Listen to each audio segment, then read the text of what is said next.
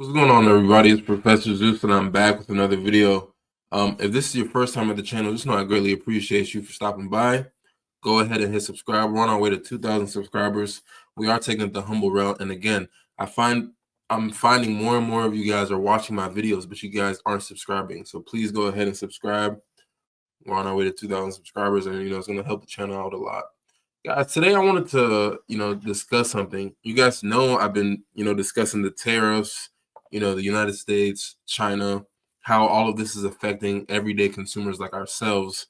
And I just came across this tweet from Malson Hart, and it paints an interesting picture about what supply chains actually look like for the average day consumer and how these tariffs are actually going to really affect us on a timeline basis. So what I'd like to do today is review this tweet, go over it with you guys, and just kind of inform you of what's to potentially come if things don't get sorted out. So let me put this up here. So, like I said, I'm gonna try to break it down, step by step, and really try to explain this to the best of my ability about what it means for you and I. And again, whether you're a shopper, a business owner, or just someone who's trying to keep up with the news, this information is really pivotal. And we'll talk about how companies like Shein and Temu are, they're already jacking up prices. So here's the setup, right? According to this post, right, around April 10th, 2025, trade between China and the US effectively shut down. Now, obviously, we don't have official communications of a total shutdown.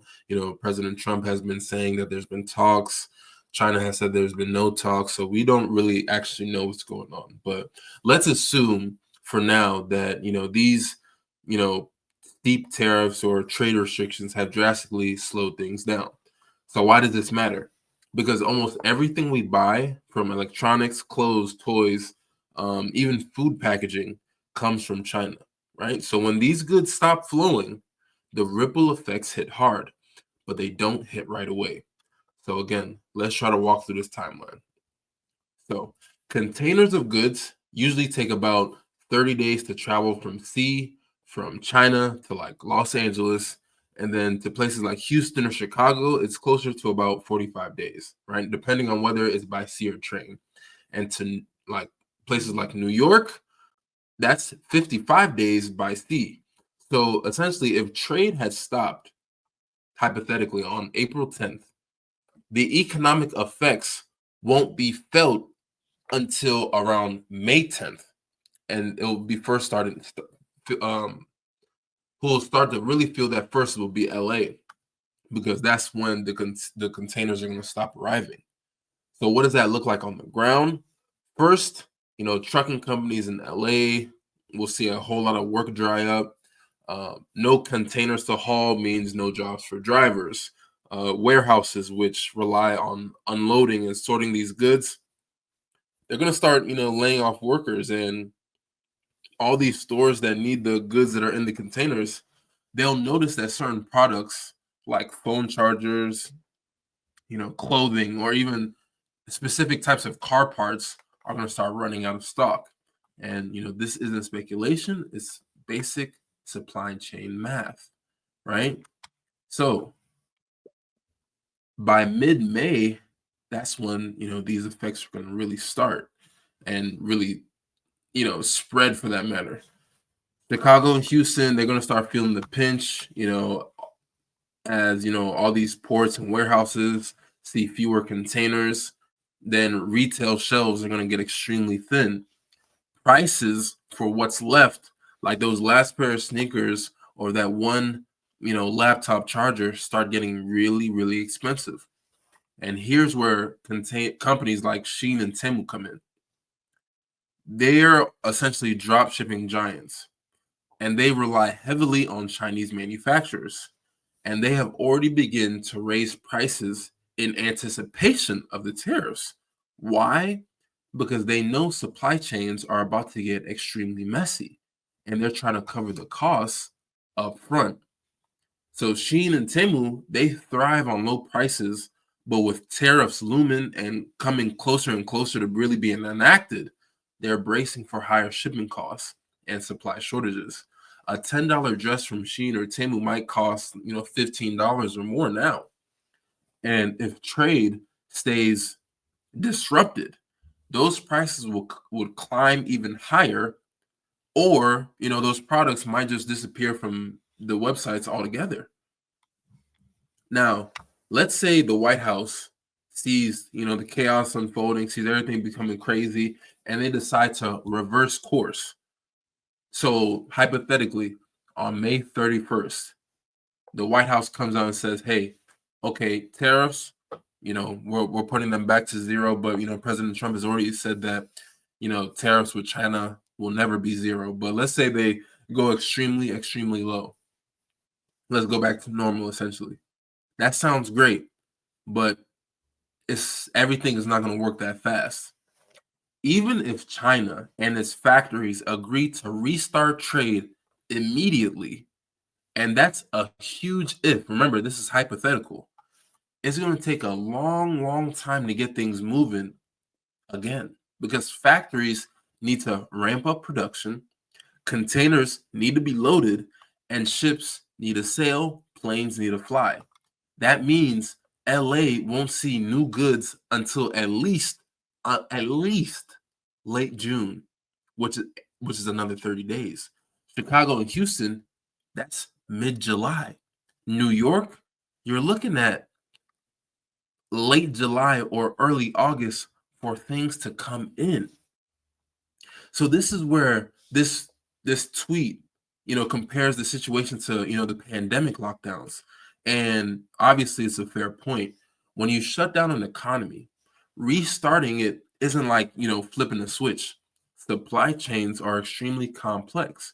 Factories might hesitate to trust, US buyers after getting burned by all these canceled orders.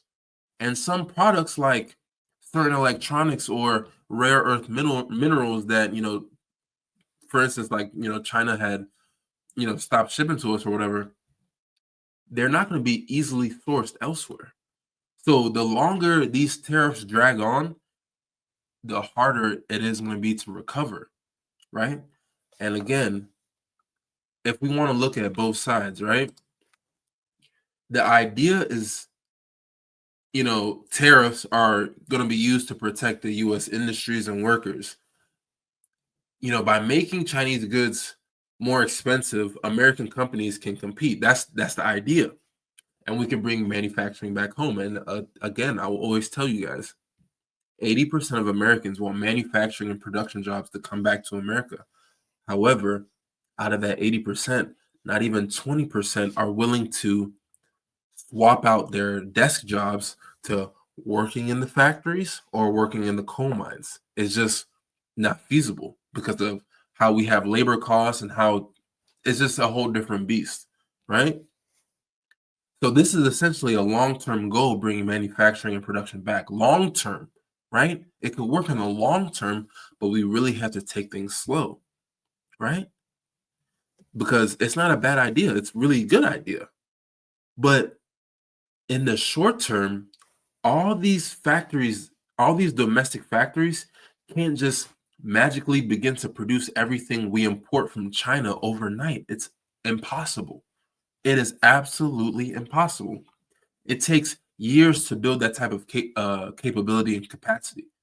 And at the same time, us as consumers, we're going to be paying higher prices, and workers who are in trucking, warehousing, and retail, they're going to face layoffs.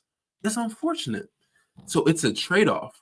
And right now, the costs are piling up faster than the benefits, right? And the tweet, it ends with an interesting metaphor. You know, it's like we're speeding towards a brick wall, and the driver, who's essentially, the White House and our current administration, they don't see it yet. But by the time they do, it might be too late to hit the brakes. Obviously, is that over dramatic? Yeah. But the timeline checks out. If trade disruptions continue, we're looking at a summer of economic pain, higher prices, job losses, and empty shelves in stores. And if China decides to retaliate with more tariffs or restrictions on us, things are only going to get uglier. So, what can we do about it? I'd say just try to stay informed. Follow trade news on platforms like Twitter, and we can see how these things unravel in real time. I'll do my best to give you guys updates to the best of my ability. If you rely on goods from places like Shein or Temu, start stocking up on things you need right now because prices are only going to go up. And if you work in trucking, warehousing, or retail, start planning for potential disruptions. Talk to your employer about diversifying or upskill or getting better skills. And obviously, I'm not going to say that the sky is falling. The U.S. economy is resilient, and we've navigated trade disputes before. But this situation is extremely serious, and it's worth paying attention to.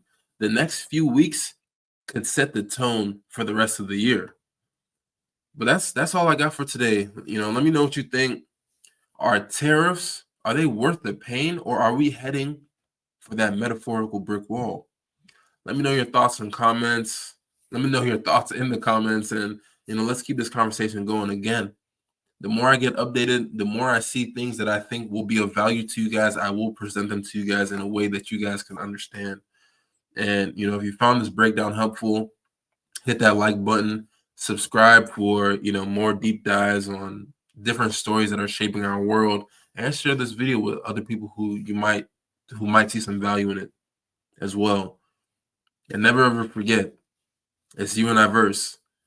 Information, application, execution. Until next time, peace.